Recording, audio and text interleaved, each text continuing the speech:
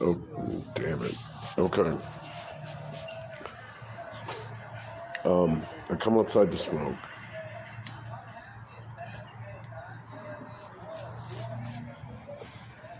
And I can't process.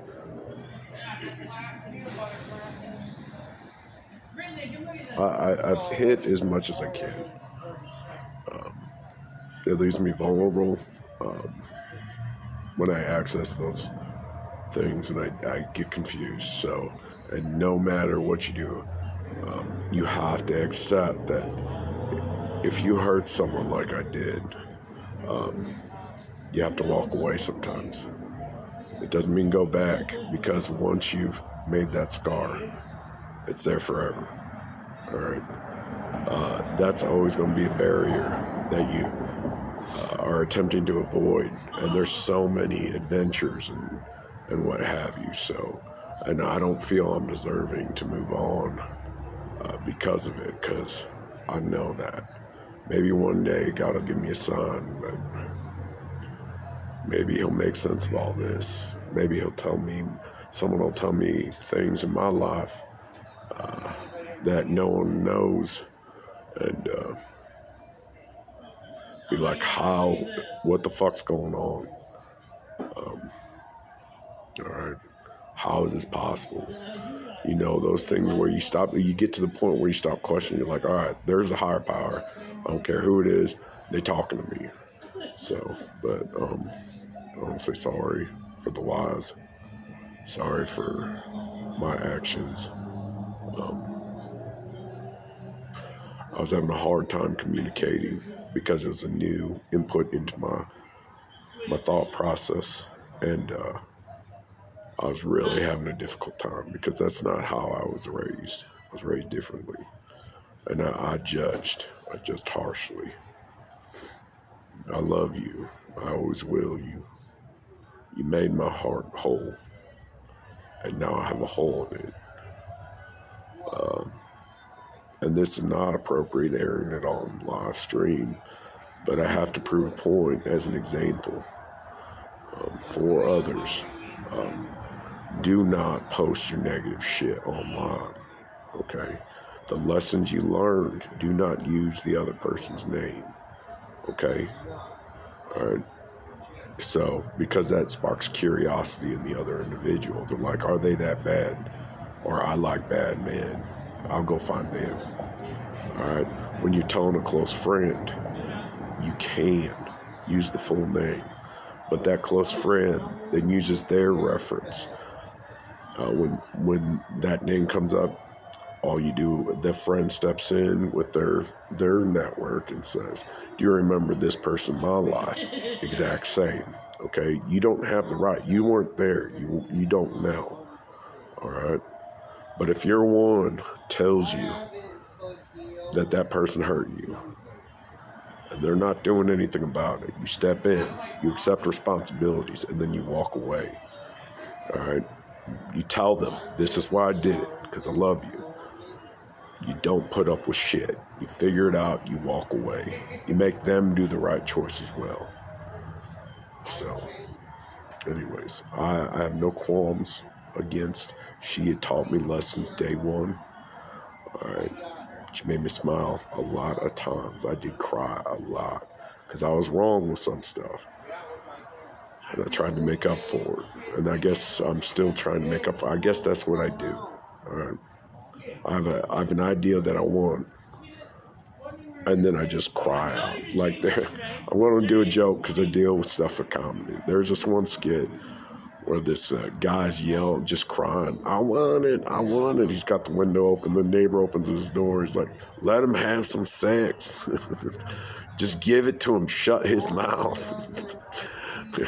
You don't cry and yell to get what you want. You let her come to you. Let her create that beautiful gift. I got a sweatsuit. I became Italian. Okay. I got some nice socks. I got earbuds, but the problem is I got one fucked up ear. So, anyways, I'm hard to read. but mostly because I'm going to one-up you on the positive from now on. So, and I expect the same from everyone. I'm talking in general purposes, family, friends. Now you know my family. All right, this is the relationship we have. They know what I'm doing until they don't, and then they get freaked out because I say things. And the thing is I'm like, you told me these words. I'm like, okay. And then I just change. I find words of similar meaning and repeat it back to them. And I'm like, but you told me specifically what to say. You made it super easy on me because you love me. You just wanted to show some love. You wanted to be heard. You're like, I need to hear this now. This is what I'm processing. So, and I had that with my Aunt Patty. She's never crabby.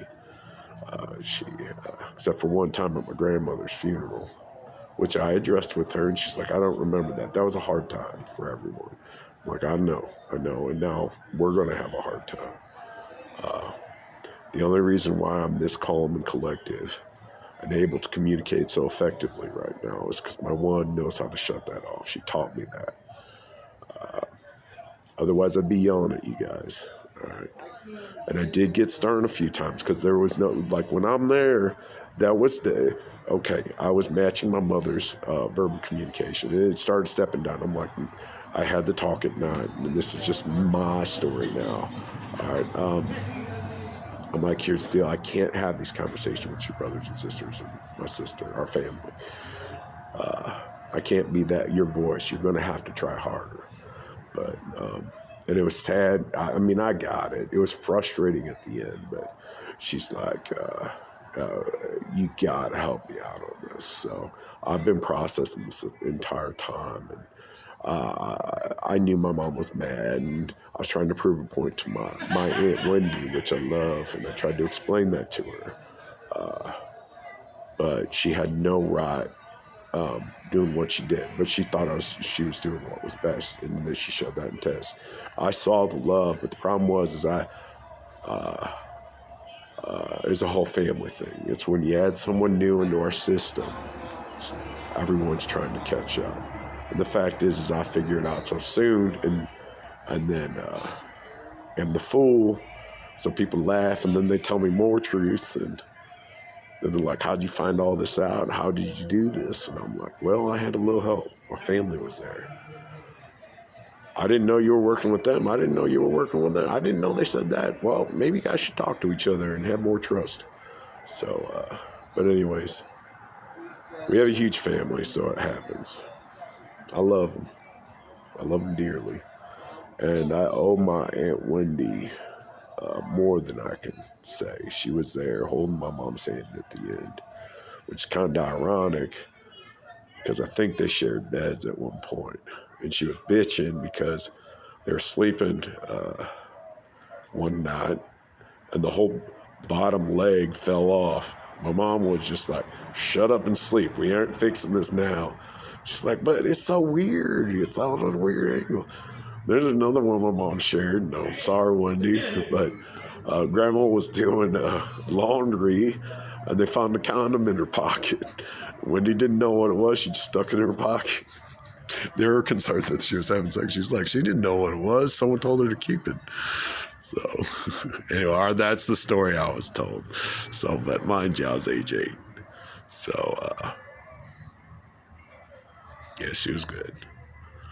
So, and then there was one time, I think for some reason we were at Mizzou or something.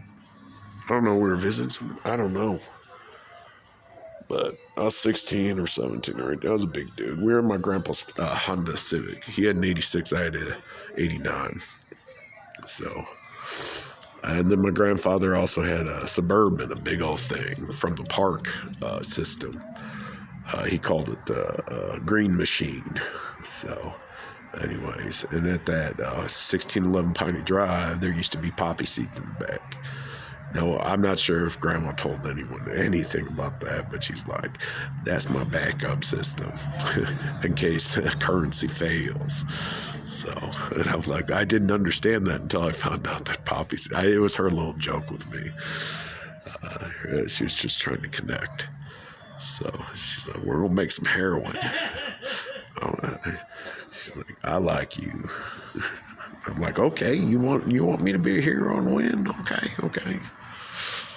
So, Hiroshima, what?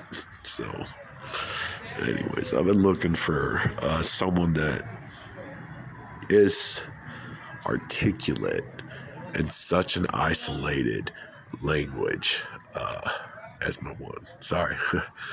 It's a horrible. I'm done. My throat hurts. I want to cough stuff up. I got like a ball of phlegm. It's like that moment, when you start feeling better and you get this big old. You have one problem thing that won't come out of your sinuses. Well, I have that in my chest, so I just can't get rid of it. And then my obsessive compulsive disorder, which everyone's got obsessive compulsive disorder, you ask me. But, or my neurotic obsession. So, I tend to obsess over things. All right. I tried to make this as quick as possible, and I texted, again, harass someone and let her know I'm going to try to make this process as quick as possible, but trust me. But I'm not even sure she's getting my messages anymore. It's fine, but I just wanted to make that open communication, and I'll have to deal with the repercussions. Hopefully this is healing for her. And then she can make her own judgment calls. But she'll have my side of the story, and she will never have to see me again. That's her choice. So, and I support that 100%. Whatever she wants, she gets. And I'm going to start using my karma on that as well. So, anyways, I love y'all. Right now, I'm kind of I'm done talking. I'm not sad. I'm just kind of sick. I just don't have it. I love y'all. There's something else that I can't wait and kill time, so I'm gonna just go. Happy birthday to Joshua Timothy Sisk on October 23rd. I'll share that probably tomorrow or the next day, but on my 42nd birthday, I walked 80 miles on foot. Now, one of the truckers picked me up, thank God, because as soon as I got to the hospital, they diagnosed me with COVID, running a fever, and I was acting all crazy, and I was having a hard time communicating. They had a whole bunch of people in there. They're like, you need to settle down. I'm like, no, this is very important, blah, blah, blah, blah. You gotta listen. Anyways, they weren't. They didn't. I'm used to it. Like, I don't understand why I need to be here, but this was a closure thing, which I did. I got to close the book on this chapter. Everything that happened here I need to let go. And one day I may have to move out of Missouri because it's too much. Move to LA, just LA. Oh no, I can't sing, I know that, so maybe dance. I would love to dance. I would love to learn to dance. That was my one regret. I wish I had danced more with her. So, both my mom, everyone. I wish I knew how to dance or felt comfortable enough to shake my rump. So I'm rolling on that. I'm sorry. I think a lot of people misread my body language because I shut a lot of sensors down, but inside I can feel them. So I may look stoic, but that's because I know I did wrong. And I just got weight. You can't just make vast judgments and jump on them, especially if you haven't earned the right. So, okay, I love you. Be safe. Sorry for being an asshole. That's what it comes down to. So, I'm sorry. I'm the one that did it. So, I told you. I stole a cookie from the cookie jar, and the dish is the best served cold, so I guess that's why. That one time I had 2 shakes and cookie dough ice cream sent to me because they knew it'd fuck up my mind. It had my mom's name on it. So I'll talk to you later. Bye.